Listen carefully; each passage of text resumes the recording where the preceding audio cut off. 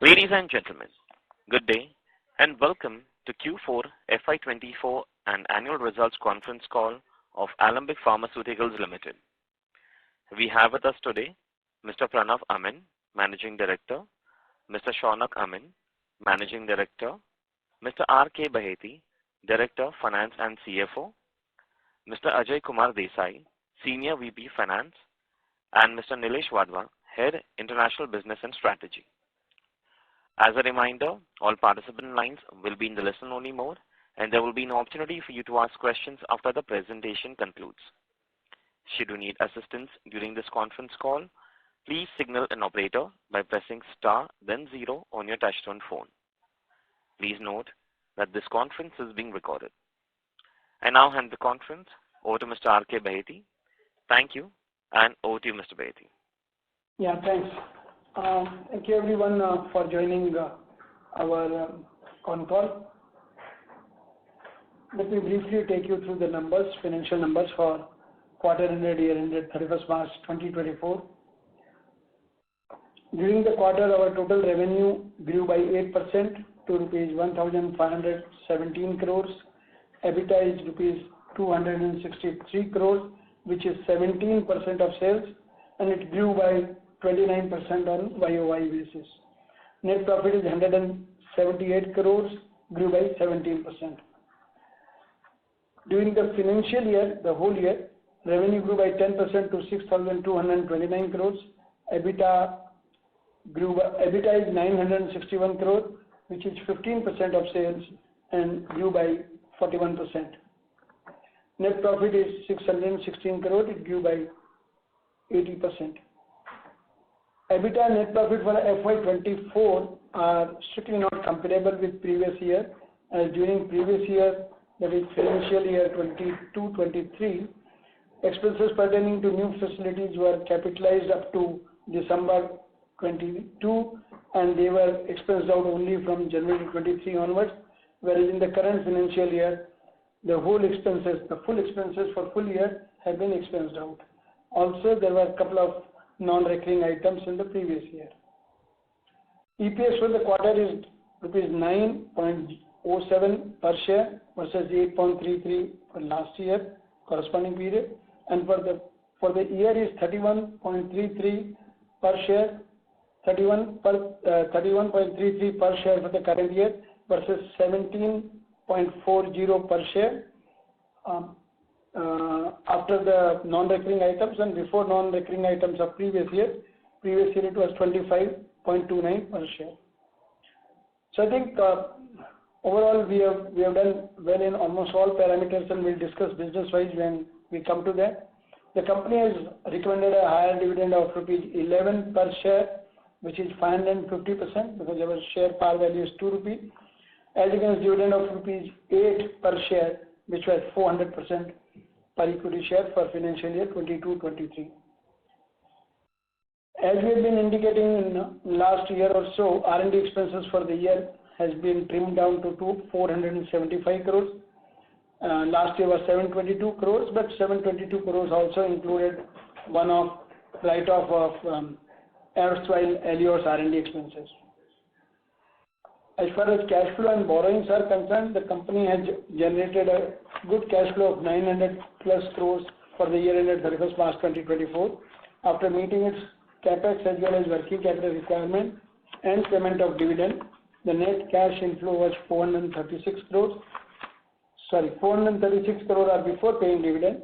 After paying dividend, we could reduce our bank borrowings by almost 200 crores.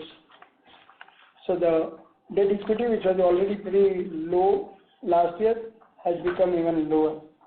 So our net debt now is gross borrowing is now 430 crores versus 636 crores last year, and we have 120 crores of cash in hand versus 75 crores in March 23. I think with this, I will hand over the call to Shaunak for his presentation on India branded business. Shaunak, over to you. Yeah. Thank you, Mr. Baheti. So the India branded business in this quarter grew by 3% to 503 crores.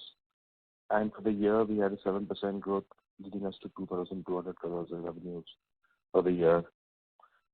The commentary for this is, I think, for all our specialty segments, and predominantly in gynecology, gastroenterology, anti-diabetic cardiology, ophthalmology, we have done significantly well. The businesses have continued to perform well, and in many brands, we have continued to outperform the market. Along with that, our animal healthcare business continues to give a very robust performance.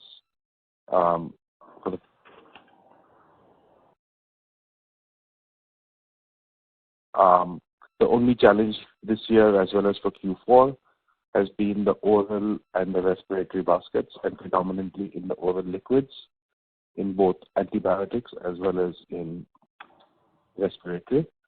Both these segments did have a significantly high base, both for the year 22-23 as well as 23-24.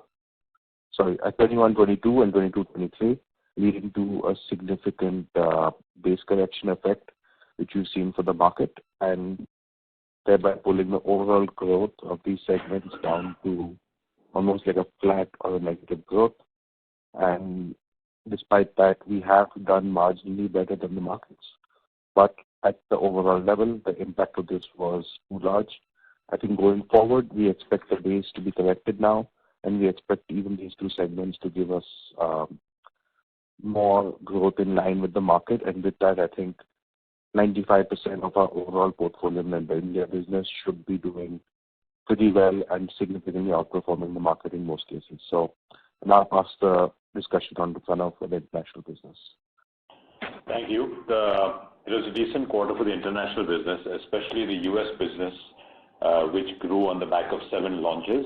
The outlook for the U.S. business also appears much better than the start of the year, with the commercialization of new facilities and operations set to scale up. We also don't have any regulatory overhang and have all EIRs in place for all our facilities. Hence, we see some substantial increase in operating leverage, along with the continued progress in cost improvements. The ex-US generics are also satisfactory, as well as the API business, and they both, on a strong foundation, they continued growing in the quarter. As I mentioned, we had the EIR for our oncology facilities, and all EIRs are in place. R&D expense was 8% of sales at 121 crores for the quarter. We have been working at optimizing our R&D cost, and all improvements are on track. We filed 3 ANDAs during the quarter, and cumulative ANDA filings at 260. We received 1 tentative approval and launched 7 products in the US during the quarter. Since April 1st, we have received 5 additional approvals, which include 2 tentative. As regards numbers, I said the US we launched 7 products, and the business grew by 19% for the quarter, whereas for the year it grew 10%. The ex-US generics grew 5% for the quarter, but for the year it grew at a robust 23%. The API business grew 5% for the quarter, whereas 7% for the year.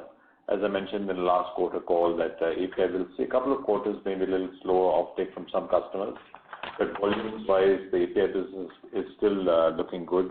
We cater mainly to the regulated markets, and there's some pricing pressure, but volumes-wise, API is looking quite good as well moving forward.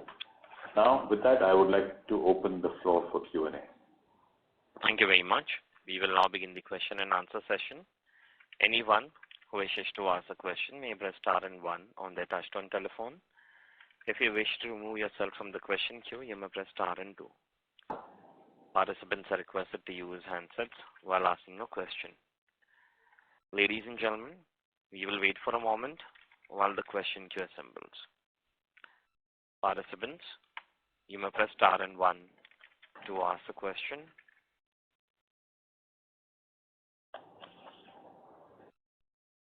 Ladies and gentlemen, you may press star and 1 to ask the question. The first question is from the line of Damayanti Kerai from HDFC Securities. Please go ahead. Hi, my first question is on gross margin. So very strong margins during the quarter. So if you can explain what has led to this very strong gross margin during the quarter and how sustainable this would be. So that's my first question. Yeah, the gross margins were, thank you for the comments. The gross margins were good. I think a couple of things have led to this. I think one is increasing sales and revenue for the US business. Number two, if you saw, R&D costs were also optimized. Along with that, we had some other cost optimization. So all this led to a higher gross margin. I think all the businesses were growing, the facilities were better occupied. And I think, yeah, these kind of margins are sustainable moving forward. Okay, just a clarification. So you said higher US sales could be one of the factors contributing towards it. But quarter on quarter, when we look at the gross margin, I guess US is sequentially down, right? So is there any element of like stocking up there? No, I think no element of stocking. It's just, I think last quarter we had maybe some more one-time buys, whereas this quarter I think the volumes are a little larger, volumes a little higher, so facilities are better occupied. Okay, so better utilization of facilities is main reason if we have to continue. Yeah. Okay, thanks for that. And R&D, like after bringing it down to below 500 crore for this fiscal, how should we look at R&D expense ahead? Yeah, so on from this level onwards, we will continue growing it. I think next quarter, I think an absolute amount we will grow it. I think I would expect anywhere between 550 to 600 crores for the next fiscal, depending on how the projects go. Okay, and my last question, for the US, you said now outlook appears better with the plants getting better utilized. So this fiscal we saw US ranging somewhere in say 50 to 55, 56 a quarter. So should we improve significant step up in FY25 and beyond in terms of sales from the US business? Yeah, well, we are expecting to launch about 25 products in the US. So I anticipate that we would like to grow the business from here onwards. What percentage depends, because it'll be a factor of price erosion in the existing portfolio versus how much traction we can get on the new products. But our goal is to grow the business from here on itself. So 25 launches for this fiscal? For this fiscal, yes. Yeah. Okay. Okay, thank you. I'll get back in the queue. Thank you. Next question is from the line of Forum, individual investor. Please go ahead. Hello. Congratulations on the numbers, and I have a couple of questions. So my first question is, which geographies do we plan to penetrate and expand in FY25 for ex-US? So I think most of the geographies that we're present in, it's on our investor presentation and also on the website. I think our biggest territory is the US, followed by the ex-US business is mainly Europe, Australia, Canada, Brazil, and South Africa. And how do we see this business growing in FY25? So we don't give a guidance, but generally if you see our ex-US business over the last 5 years, it's had a 20% CAGR, and I think that should continue. The US is a little, in terms of CAGR, it depends, year to year, but this year we've grown it by 10%. Okay, that's it from my side. Thank you. Thank you. Next question is from the line of Vipul Jain from Arihant Capital. Please go ahead. Hello. Yeah, hi Vipul. Thanks for the opportunity, sir. So the price realization decline in API, what do you think about that? Is it going to sustain, or this is the? I think we have a very good quality API business with all regulated market customers. And I've said in the past also, and if you can see that we like to compete at a higher level, we focus more on compliance and better quality. Having said that, there has been some more pricing pressure in the market, so nothing you can do about it. But it's still a very good margin business for us. The API margins are quite high, and it will continue growing. And also, will this business be led by volume or product mix? How can we expect? For the API business? Yes, sir. API is a combination of both. I think we're growing in terms of volumes as well as new products as well. Okay. Thank you, sir. That's all. Thank you. From my side. Thank you. Next question is from the line of Abdullikar Purnawala from ICICI Securities. Please go ahead. Yeah, hello. Yeah, hi. Thank you for the opportunity. So just from an FY25-26 perspective, so R&D was something what you were able to curb in 24. So when you look forward, I mean, what are the few key priorities, when we look forward for growth or in terms of cost optimization, which the management would be targeting for the near future? Sure. Yeah. So it's a good question. So I think what will happen in R&D wise, historically we see all our approvals and bulk of our R&D spend was on oral solids. If you see that now, it is gradually moved. Part of it has gone towards injectables, complex injectables, derm, ophthalmic, and a little bit of inhalation. So that's what and oncology, sorry. So we've moved towards that. If you see in the future also going forward, the R&D investments, what we've done is we reduced R&D because we cut out some projects which we thought, because the returns have come down in the US market compared to 5 years back. So we've optimized our portfolio, but more share of it is going towards these new areas I spoke about. In terms of cost optimization, not just R&D, but across the board, what we're looking at is, as I mentioned, better utilization of our facilities, higher batch sizes, better volumes, keeping the facilities leaner and better occupied. Okay. So in terms of the margins, would you like to guide, number for 25-26 in terms of what is the kind of expansion we should see because of this optimization? We don't really give a guidance, so sorry about that. Sure, sir. And sir, one more question on the India business. So this quarter growth was largely impacted because of the acute therapies. But for the next year or two, I mean, how should we look at your India growth? Would it be in line with the market or slightly ahead of that? And in terms of your field force, are you looking to add further here? Yeah, so I'll just answer the question. I think from a India business point of view, I said, and I continue to maintain that if the market continues to perform normally, we should expect outperformance, like I said, in almost all our key product therapeutic areas. So that we maintain as long as the market shows some kind of signs of returning to normalcy. So I think we are quite confident on that piece at least. And consistently, I think, outperforming the market in all our therapeutic segments. I think that's something we are quite confident to deliver this year. Sure, sir. Understood. The expansion, sorry, I forgot the expansion. On this year, there's been no manpower expansion in the India business. Just some routine adjustments, but beyond that, there's no actual manpower expansion. Got it. Thank you. Thank you.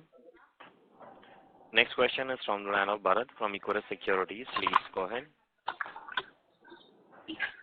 Yeah, hi. Thanks for the opportunity.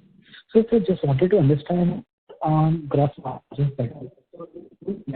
Bharat, sorry, we are losing your audio. Can I request you to come in a better reception area, please?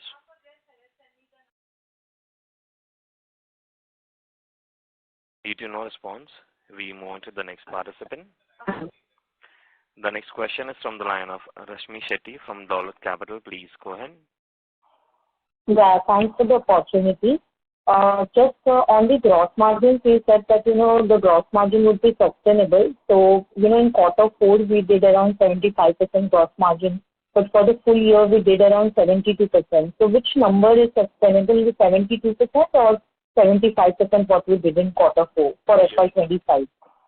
I said in the past that we'll be happy with our kind of product mix and the territory mix. We'll be happy with about 70% margin. And we have been, more or less, we've been maintaining north of it. Sorry, sir, I didn't get it. What is the number which you called out?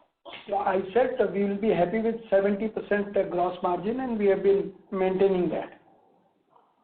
Okay, sir. So any geopolitical risk, you are seeing for your supplies or in terms of cost increase, anything in FY25 you would like to call out?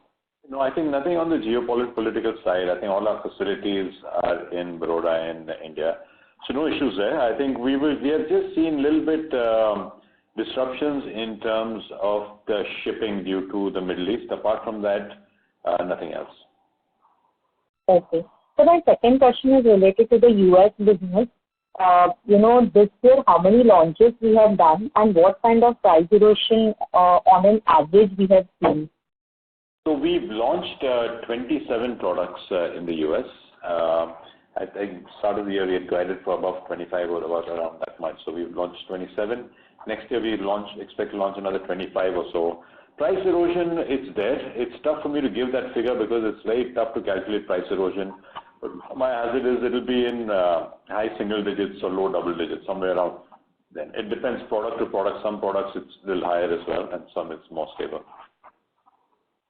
Okay, got it. But sir, what I want to understand that, we already have 147 products in the US. We have done roughly, $208 to $210 million in the US market. So roughly revenue per product on an average, we are doing around $1.5 million because I understand that we have launched many products and that would gain share in FY25. And plus price erosion is also high single digit, plus we are also adding another 25 products. So don't you think that, we would be actually able to do, double digit sort of growth in FY25? I mean, US, we can see a big growth coming in. So I agree with these kind of launches, we should see a decent growth in my opinion. Having said that, the one unknown or the variable is the price erosion. I don't know how the price erosion is going to fare on some of the high margin products. As you know, that we do like to get higher margin rather than pure volumes, and that's a strategy that we've built in the US business, that we focus more on the profit and the higher prices rather than the margins. It really depends, if there is erosion in some of the high value products for us, then it eats away a lot of the margins. And we continue to look for short-term opportunities as well. So sometimes there are supply constraints, we do get a bump up. So it's a combination of that. Okay. Sir, another question, last question is on CAPEX. What would be the CAPEX investment in FY25 and what would be your tax rate? So as you know, we've come off a large CAPEX cycle last couple of years. So we have no further like brownfield or greenfield expansions. I think at the most what we'll do is within the existing facilities, maintenance CAPEX and capacity debottlenecking. So I anticipate CAPEX should be about 300 crores or so. Okay, and for tax rate for FY25? Sorry, I couldn't hear that. What did you say? Tax rate. So we'll continue to be under MAT and the tax rate would be about 17%. Okay, sir. Thank you. That's it from my side. Thank you. Next question is from the line of Nihar Gupta, individual investor. Please go ahead. Nihar, may I request you to unmute your line and go ahead with your question, please? Nihar, if you can hear us, may I request you to unmute your line?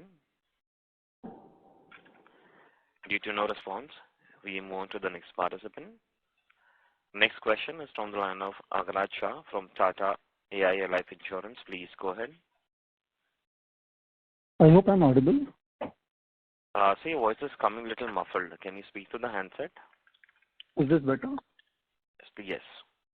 Okay, so the question is more like clarification from what we had guided last quarter. So firstly, on the US side, we had kind of mentioned that for FY25 we expect 10 to 15 launches, and now we are guiding more at 25 launches. So what's actually giving us that confidence and what changed during the quarter? So I think the US is not a question of what gives us more confidence. It's just a matter of, as you know, matter of how many approvals that you get and how many products were launched. We don't always launch if the product is late. We don't always launch it on day one of the approval. So it just sometimes it bundles up and we launch them together. So it's just a question of how many approvals that we get and when we launch it. The confidence that we have in launching more products this year is we're seeing the pipeline of products that are pending and what we expect from the target action dates. Also our facilities, as I mentioned, there's no regulatory overhang, so those approvals and the new filings should also flow through. Okay, got it. And my second question was on the US base. So last quarter, again, we had guided that $57 million was a new base, and this quarter we already reported on a $51 million, but probably you said that there was some one-off kind of an opportunity last quarter. So if you can just clarify that, what changed? Okay. So on the base business, it's tough to give a guidance what the base business is. I think the best way of seeing it is what's happened last couple of quarters. I think 50 plus is what we're looking at. Q3 was a little higher. We did have some more one-time opportunities in the market. But I guess what we see now could be the base, and then we build it up from there. Okay. Thanks and all the best. That's all from me. Thank you. Thank you. Next question is from the line of Desai from Turtle Capital Management. Please go ahead. Hi, Pranav. So my first question is, if we go back in time, I think, 3-4 years back, before, certain opportunity and the capex, I think with the 72% gross margin, we were doing 20% plus kind of a operating margin. So, considering that we are doing now complex generics in US market, is it a fair assumption that as operating leverage kicks in, we'll go back to those kind of numbers? I'm not saying which timeline, but directionally, is that a right way to think?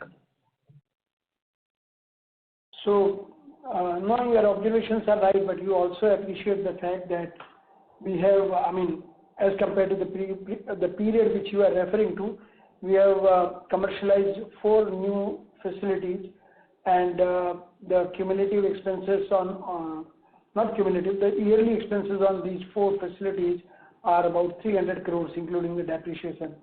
So that the charge is hitting my P&L, whereas the revenues from these facilities are still very small.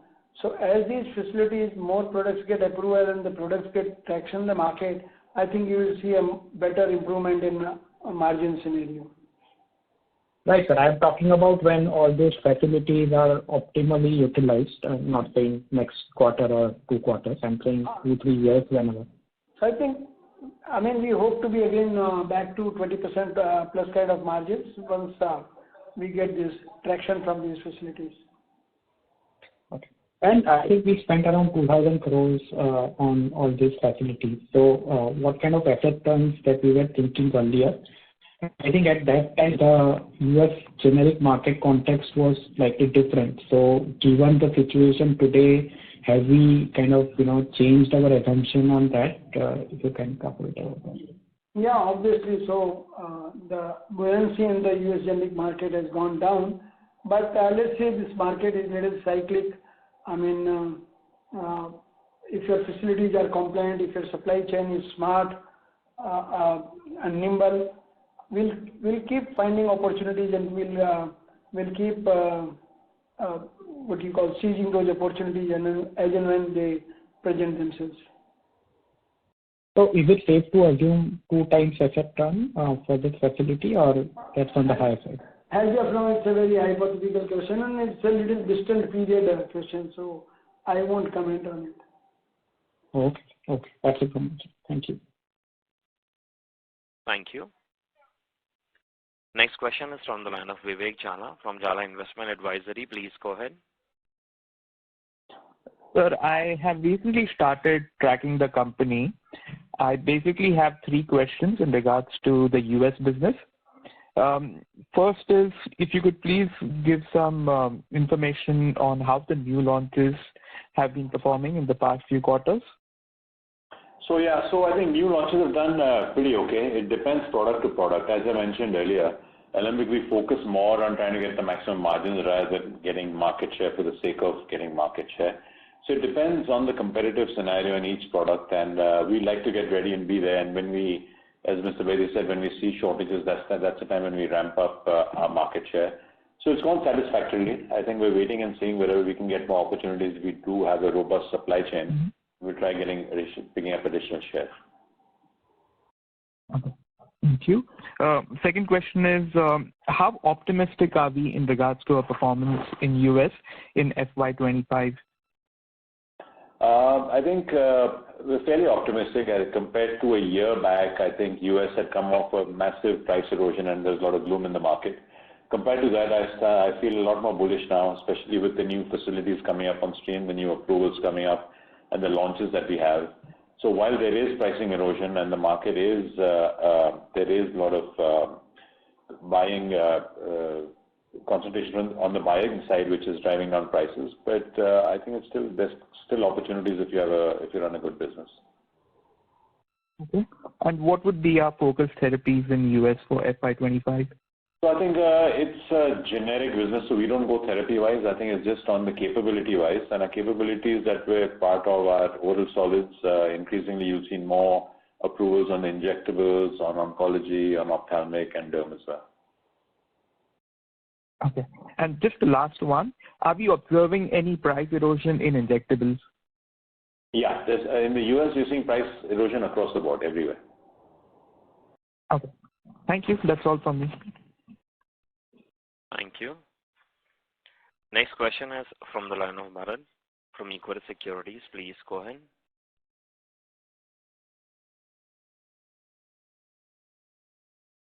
Bharat, may I request to unmute your line and go ahead with the question, please?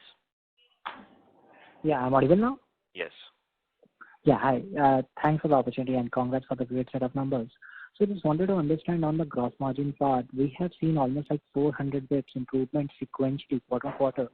So just wanted to understand what exactly led to this margin improvement. So quarter-on-quarter is never a good sign of doing a comparison. A whole year comparison is much better, more balanced. And as I said, I think the gross margin hovers at around 70% plus, and we are happy about it. Okay. And on pricing pressure in the US, so how do you see this pricing pressure to pan out in next year or probably years to come? And how do you see these shortages in the US market? Is it largely led by people are pruning their existing portfolio because of low margin, or there is something else to read out? But both those questions are very hard to predict because I don't know what's going to happen in terms of the price erosion in the market or the other bit, because it really depends on the competitive pressure where people go, how they lead to how much they drop prices, how aggressive a player is in the market. And shortages also depends on a factor, if someone's supply chain is working, if someone has a regulatory issue. So it's very tough to predict those. But however, we like to stay ready for whatever opportunities we see in the market. Right. And perhaps just was trying to understand whether these shortages are because of some shortages in the market, or because of some regulatory issue, or people are pruning their portfolio. I think not so much pruning the portfolio. Yes, pruning the portfolio will be there, but I think it's just a matter of one would be the regulatory actions, and number two would be just them being able to manage the supply chain. As you know, the US is large volumes and it's quite dynamic, and sometimes if they're not able to manage the supply chains for whatever reason, then you may see some shortages. Mm-hmm. And I understand we can't share geography-wise margins, but what I'm trying to understand is what sort of margins will be there for a product where the competition will be, let's say, almost too intensive, like almost like 10 players, whether the margins are below, gross margins are below 40% in those cases, or it will be higher. Just directionally, I'm trying to understand. It's very tough to generalize. We generally, as you said, we don't give product price, but it's very tough to generalize, right? Depends on how efficient you are on any one product, how much you're backward integrated on, whether you're backward integrated on the API, what kind of scale do you have. So it's very tough to say. It depends product to product. Actually, I was trying to understand more from the perspective whether these products are turning negative or, let's say, unviable at a gross margin level also, or it is just at a EBITDA level these products? So we generally don't like to sell anything at a negative margin. Okay. And last year, this quarter, we have seen that acute has been tepid. What has been the reason for that? Acute therapy in the domestic business. Sorry, what did you say? So acute therapy for this quarter in the domestic business has been weak. So what led to it? Is there a particular reason? Yeah, I think if you look at the base of 21, 22, and 22, 23, you can. I think that gives a clue as to why the base has been weak. So it's predominantly driven by that. So as far as I remember, in the past years we had super growth or stellar growth in azithral. So that is the main cause of tepidness for this quarter.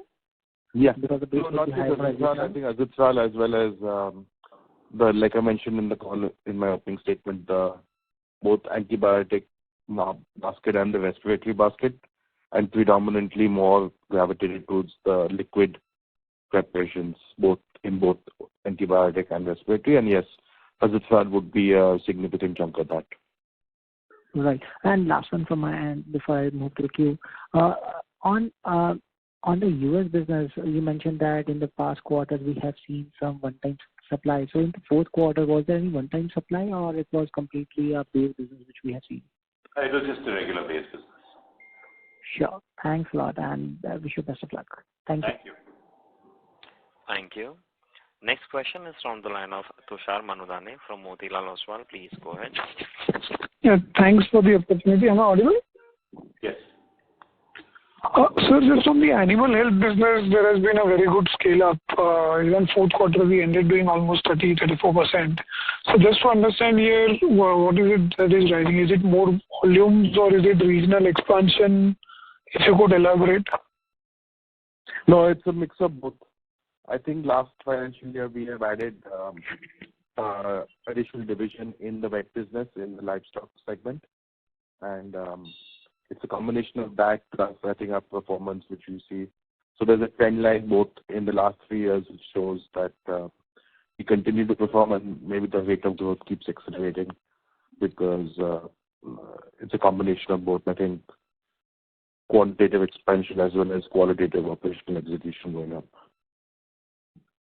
So the benefit of this new division is now fully reflected into numbers, or we are yet to see the entire benefit in the coming quarters? We have started seeing good impact on that, but I think it continues to play out even this year as well as next year, I think. So broadly, how much investment you would have done in this animal health segment till date? In terms of investment, in terms of manpower? Both manpower and if any of manufacturing, if you do in-house. No, so I think the manufacturing is supplied to the existing plants with a combination of internal as well as external third-party suppliers. So there's no additional capex expenditure from that point of view. And in terms of manpower strength, I think like I mentioned in the investor slide, we've added close to 280 people in the business in the last financial year. Understood. And lastly, on the specialty segment, also year on year, if you look at it, it's 5% growth. While I understand seasonality and higher sales of some select product in the previous year impacted acute, but specialty also has been quite moderate. Any particular reason you would like to attribute? No, I think if you see both, even the whole IMS performance in the last 4 months has been quite subdued. So I think it's just a factor of that. In fact, so at the industry level, what do you think what kind of numbers are we thinking of for FY25 at the industry level in terms of growth? It's very hard for me to predict that, but honestly, we have some internal working, but it's very hard for me to make a comment on the overall industry growth. But like I said, I think I expect this base impact of previous years to get moderated out, or rather most of it has got moderated out in the 23-24. So I expect 24-25 to be more towards a normal year in terms of growth. So I think you can expect maybe anywhere from a mid to high single digit performance for the overall market, I think, next year. Understood. And lastly, on gross margin, has there been, so as you also witnessed in the API segment in terms of the price erosion, so is that also benefiting us on the formulation side and so partly driving better gross margins? And subsequently, is it sustainable? No, actually not really, because most of the API we sell to is two separate things, right? This API is all to regulated market customers all over the world. So it's not really made, it's for one and the other it hasn't. And actually I said in the last call that some of it is a little lumpy because it had to do with few particular customers and then there's a little lower offtake. That's one of the reasons. Okay, sir. Thank you. Thank you. Next question is from the line of Sayan Mukherjee from Nomura. Please go ahead. Yeah, hi. Thank you. Pranav, just one question, on your comment on price erosion in the U.S. I mean, high single digit, low double digit seems to be on the higher side. In the backdrop of disruptions and shortages, that most people talk about, how are you reading the scenario? I mean, why are you not seeing better pricing environment? And your comment also, seems like, it's uncertain in terms of how the prices will evolve. So any comments there? How are you reading the dynamics given that, you have a large portfolio and across formulations you are present? Yeah, so the way I'm seeing the dynamic is compared to about 5 years back, the market is much better supplied than what it used to be. We do have a very high supply percentage, that we orders on time. But the market generally is supplied a lot more players with a lot more product in the market. So that is one of the reasons why I'm saying this. Number two, compared to about 2 years back, I'm saying the erosion is less because about 2.5 years back, we had a whole bunch of that sartan portfolio which we were selling at very high prices due to some short-term benefits. So that has really come down. Having said that, I still see price erosion. It really depends how aggressive the competitors are and to get market share. Number two, on the buying side, nothing has changed, right? Your buyers still remain the same. So they can try negotiating harder whenever they can. It is a buyer's market. Understood. And just one last one on the US itself. You have launched 27 products last year. How are you seeing pricing on these products, for these new launches? Are they better than what the trend has been in the past or versus your expectation? Or the erosion has been higher, I mean, for the new launches? Yeah, I think depends on product to product. On some injectables, it was fairly good and much better than what we anticipated. On the rest, we're seeing that buyers do look for sometimes a reliable supply partner, which we've been able to build ourselves up. So it's been a mixed bag. I think by and large, we've been okay. I mean, the portfolio gets to where we thought it would, but it's balanced across ways. So I don't know where it's very tough to predict which ones I'll actually end up with a better margin and which one with a lower erosion. Okay, thank you. Thank you. Next question is from the line of Nitin Agarwal from DAM Capital Advisors. Please go ahead.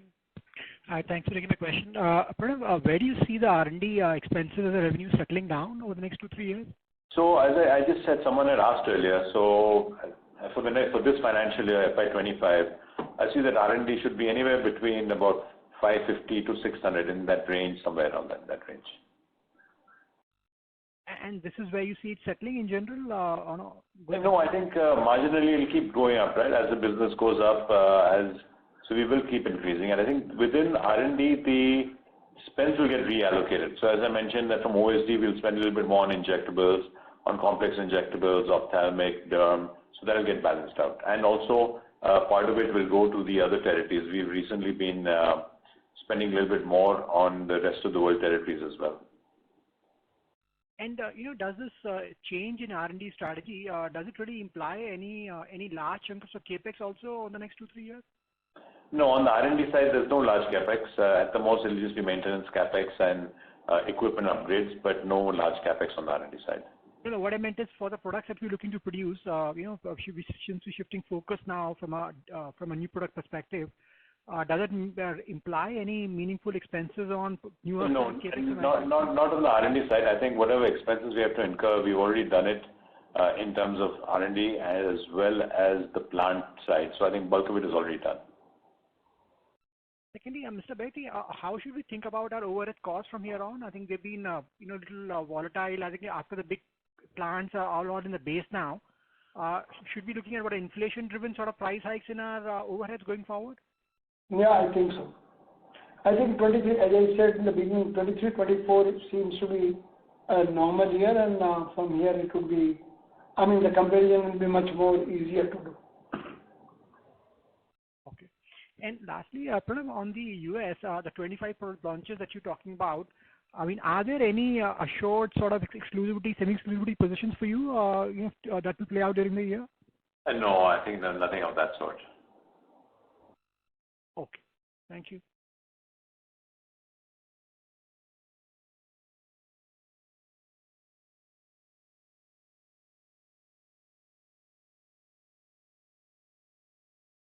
Okay. Thank you very much. Ladies and gentlemen, we will take that as the last question. I'll now hand the conference over to Mr. R.K. Baheti for closing comments. Thanks. I think there are a couple of other guys in the queue. We could not take it just because of we were running out of time. Would request them to send a mail to me, and we'll be happy to respond to you. In the meantime, thank you very much for attending this call as usual. As always, it's pleasure talking to all of you. Gives us a lot of insight and learning, and look forward to your continued support in coming year. Thank you. Thank you very much. Ladies and gentlemen, on behalf of Alembic Pharmaceuticals Ltd, that concludes this conference. Thank you for joining us, and you may now disconnect your lines. Thank you.